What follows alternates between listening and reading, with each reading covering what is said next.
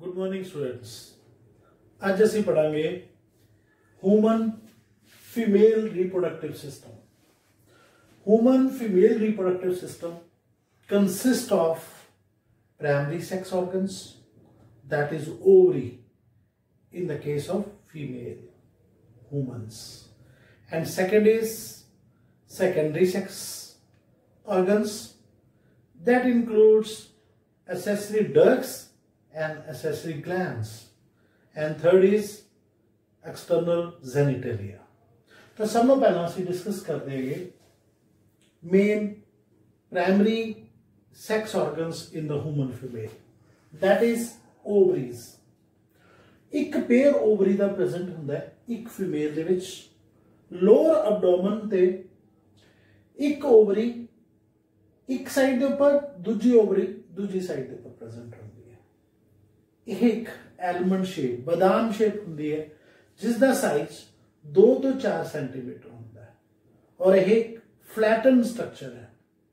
ਇਸ ਦਾ main function egg produce ਕਰਨਾ ਹੈ ਜਿਸ ਨੂੰ ਕਿ ओवुलेशन कहते हैं। तो इंपॉर्टेंट क्वेश्चन एक बन जाता है, what is ovulation? Production of egg from the ovaries is called the ovulation. और यह ओवरी यूट्रस के नाल जिन्हों ਅਸੀਂ ਪੰਜਾਬੀ ਦੇ ਵਿੱਚ ਗਰਭ ਕਹਿੰਦੇ ਆ, ਵੂਮ ਕਹਿੰਦੇ ਹੈਗੇ ਇੰਗਲਿਸ਼ ਦੇ ਵਿੱਚ, ਲਿਗਾਮੈਂਟਸ ਦੇ ਨਾਲ ਜੁੜੀ ਹੁੰਦੀ ਹੈ ਔਰ ਪੈਲਵਿਕ ਰੀਜਨ ਦੇ ਵਿੱਚ ਵੀ ਲਿਗਾਮੈਂਟਸ ਦੇ ਨਾਲ अटैच होंगी है। ये ओवरीज अल्टरनेटिव मंथ के ऊपर 1 by 1 एग प्रोड्यूस करती है, मीनिंग कि एक month lunar month it's of 28 days. एक ओवरी पहले मंथ अगर एग इतने प्रोड्यूस करती है तो दूजे मंथ फिर ये दूसरी ओवरी जी वो एग प्रोड्यूस करती है। अनाटमी वाइज अगर असी स्ट्रक्चर देखते हैं ओवरी की, तो आउटर रीजन है ਉਹਦੇ ਵਿੱਚ ਡਿਵੈਲਪਿੰਗ ਫੋਲਿਕਲਸ ਹੁੰਦੀ ਹੈ ਜੋ ਕਿ ਮੈਚੁਰ ਹੋਣ ਤੇ ਐਗ ਪ੍ਰੋਡਿਊਸ ਕਰਦੀ ਹੈ ਔਰ ਸੈਂਟਰ ਵਾਲਾ ਪਾर्ट, मिडल जो पार्ट है, that is called as the stroma. और स्ट्रोमा दो फर्दर पार्ट्स ਵਿੱਚ डिवाइड ਹੁੰਦਾ ਹੈਗਾ। Outer part is called cortex and inner part is called medulla. और ओवरी एग तो अलावा कुछ हार्मोन्स भी, स्टीरॉयड हार्मोन्स प्रोड्यूस करती है और that hormones are called as the ovarian hormones। next जो हैगा part reproductive system the, that is the accessory ducts। accessory ducts ਦੇ ਵਿੱਚ fallopian tubes ਜਿਸ ਨੂੰ ਅਸੀਂ oviduct ਵੀ ਕਹਿ ਦਿੰਦੇ ਹੈਗੇ, then cervix, then cervical canal and vagina ਇਹਦੇ ਵਿੱਚ ਆ ਜਾਂਦੇ ਹੈਗੇ। ਹੁਣ ਅਸੀਂ ਗੱਲ ਕਰਦੇ ਹਾਂ fallopian tubes ਦੀ ਜਿਸ ਨੂੰ ਅਸੀਂ oviducts ਕਹਿੰਦੇ हैं। यूट्रस के दोनों पासे डिवेलप होती है और इन्हों का साइज लगभग 10 तो 12 सेंटीमीटर होता है। मेनली एक ओविडक्ट नूं, एक फिलोपियन ट्यूब नूं असीं 3 पार्ट्स च डिवाइड कर सकते हैं। जिहड़ा वो पार्ट ओवरी के नज़दीक पे है वो एक फनल शेप होता है, कीप की तरह होता है जिसमें असीं इनफुंडिबुलम कह देंगे हैं। और इहदे सिरे के उपर फिंगर लाइक स्ट्रक्चर्स होंदियां ही जिन्होंने ਅਸੀਂ ਫਿੰਬਰੀਆਂ ਕਹਿੰਦੇ ਹੈਗੇ। और ये ਫਿੰਬਰੀਆਂ ਦਾ ਕੀ ਫੰਕਸ਼ਨ ਹੈ? ਜਦੋਂ ਓਵਰੀ ਐਗ ਰਿਲੀਜ਼ ਕਰਦੀ ਹੈ ਤਾਂ ਉਸ ਐਗ ਨੂੰ ਕਲੈਕਟ ਕਰਨ ਦੇ ਵਿੱਚ ਤੇ ਫੈਲੋਪੀਅਨ ਟਿਊਬ ਦੇ ਵਿੱਚ ਅੱਗੇ ਟ੍ਰਾਂਸਫਰ ਕਰਨ ਦੇ ਵਿੱਚ ਇਹ ਹੈਲਪ ਕਰਦਾ ਹੈ। ਫਿਰ ਇਹ ਫੈਲੋਪੀਅਨ ਟਿਊਬ ਦਾ ਇਨਫੁੰਡੀਬੁਲਮ ਫਾਰਮ ਤੋਂ ਅੱਗੇ ਇੱਕ ਥੋੜਾ ਜਿਹਾ ਉੱਭਰਿਆ ਹੋਇਆ ਪਾਰਟ ਹੁੰਦਾ ਹੈਗਾ, that part is called as the ampulla। Egg ਔਰ ਸਪਰਮ ਜਦੋਂ ਮਿਲਦੇ ਮੀਨਸ ਫਰਟੀਲਾਈਜੇਸ਼ਨ ਹੁੰਦੀ ਹੈ वो एस अम्पूला वाले पार्ट में होंगी है। It's a very important question for MCQ। Then उस तो अगला पार्ट नैरो होंदा है जिहड़ा कि यूट्रस दे नाल मिलदा है, दैट इज कॉल्ड द इस्मस। ਅਸੀਂ ਇਸ ਨੂੰ इस्मस कहते हैं। इस्मस, अम्पूला और इनफुंडिबुलम मिलके की बनती है अपने को फिलोपियन ट्यूब बनती है जिसमें ਅਸੀਂ ओविडक्ट भी कह देंगे। Accessory glands, that is the memory glands, ਅਸੀਂ उसको इस तो बाद डिस्कस करांगे। तो नेक्स्ट जो पार्ट हैगा that is the uterus.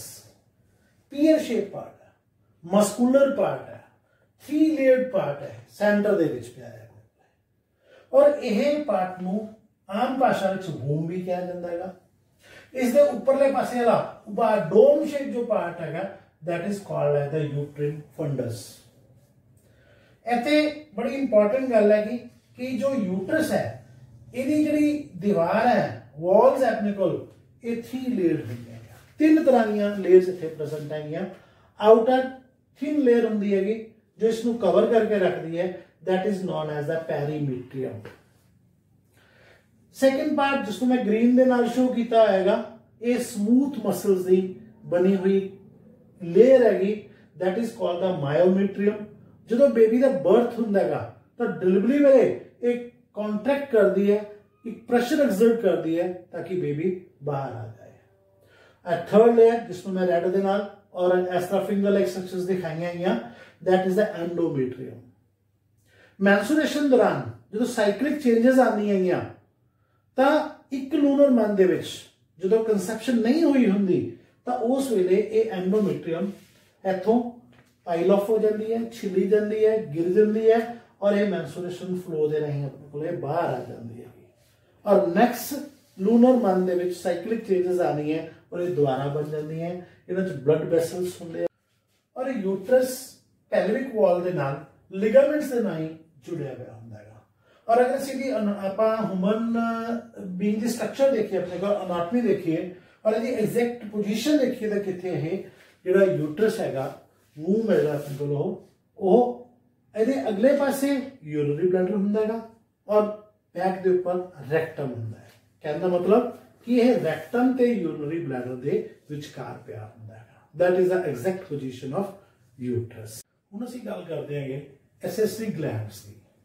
Accessory glands human female reproductive system दे विच हुंदे हैगे मैमरी ग्लैंड्स जिन्हों असीं आम लैंग्वेज दे विच ब्रेस्ट भी कह दिंदे हां। जिहड़े मैमरी ग्लैंड्स हैगे ये 2 तरह के टिश्यू दे बने हुंदे हैगे।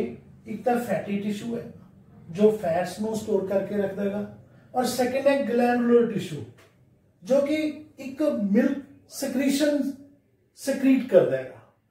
इहदे विच आम तौर पे एक मैमरी जो ग्लैंड है इंटरनली 15 तो 20 मैमरी लोब दे विच डिवाइड होया हुंदा है और हर लोब दे विच की हुंदे group of memory alveolus present होंदे हैं जिन्हां दा मेन फंक्शन मिल्क सिक्रीट करना है। और ये मिल्क सिक्रीट करके पहला मैमरी ट्यूब्यूल्स दे विच फिर मैमरी ट्यूब्यूल्स को कलैक्ट करके लैक्टिफेरस डक्ट दे विच और जिहड़ी कि अगे जाके मिलके एक वड्डी डक्ट बना दे जिन्हों असीं मैमरी डक्ट कह देंगे उहदे विच इसनूं ट्रांसफर करते हैं। और जिहड़ी मैमरी डक्ट हैगी उस तो अगे एक ओपन जा पार्ट है, खुला पार्ट है जिसनों असीं अंपूला कह देंगे हैं जिथे वो सिक्रीशन यानी कि मिल्क स्टोर हो जाता है और फिर निप्पल दे राहीं बाहर बेबी दे द्वारा सक किया जाता है। ये पेयर एक पेयर प्रेजेंट है एक ह्यूमन फीमेल दे विच। और ये जो मैमरी ग्लैंड्स है बाकी रिप्रोडक्टिव सिस्टम दे नाल स्ट्रक्चरली ते फंक्शनली इंटीग्रेटेड हुंदा है, जुड़िया हुंदा है जो कि ओवुलेशन दे विच एग प्रोड्यूस करन दे विच फिर एग ते स्पर्म दे मिलन यानी कि फर्टिलाइजेशन दे विच प्रेगनेंसी दे विच चाइल्ड दे बर्थ ते चाइल्ड दे आफ्टर बर्थ चाइल्ड दे केयर करन विच भी सहायता करता है, उहदे विच भी ये इन्वॉल्व हुंदा है। हुण लास्टली असीं गल कर देंगे ह्यूमन फीमेल रिप्रोडक्टिव सिस्टम दे एक्सटर्नल जेनिटल पार्ट दे विच। इहदे विच भी मेल दी तरह एक small टिनी finger like पीनस like structure हुंदी हैगी जिसनूं असीं क्लाइटोरस कह दिंदे हैगे और उहदे कोले साइडा के ऊपर 1 pair major lip like structures होंदियां हैं जिन्हों लेबिया मेजरा कह देंगे हैं और उहदे अंदर छोटे लिप्स लाइक स्ट्रक्चर्स होंदियां हैं जिन्होंने लेबिया माइनोरा कहा जाता है। और इसके अंदर लेबिया माइनोरा के अंदर एक टिनी पोर हैगा that is the urethra for the urination और सेकंड एक बड़ा पोर है जिसनूं भी वैजिनल ओरिफाइस करने हैं जिहड़ा कि बाद विच बर्थ दे लई एक पैसेज बन जाता है that is called as the pubic symphysis. Dear students मैनूं उम्मीद है कि तुहानूं ये ह्यूमन फीमेल रिप्रोडक्टिव सिस्टम समझ आ गया होगा। फिर भी कोई तुहानूं दिक्कत लगती है, कोई चीज़ नहीं समझ आती, तो प्लीज़ तुसीं मेरे कमेंट बॉक्स में आके कमेंट कर सकते हो। थैंक यू, धन्यवाद।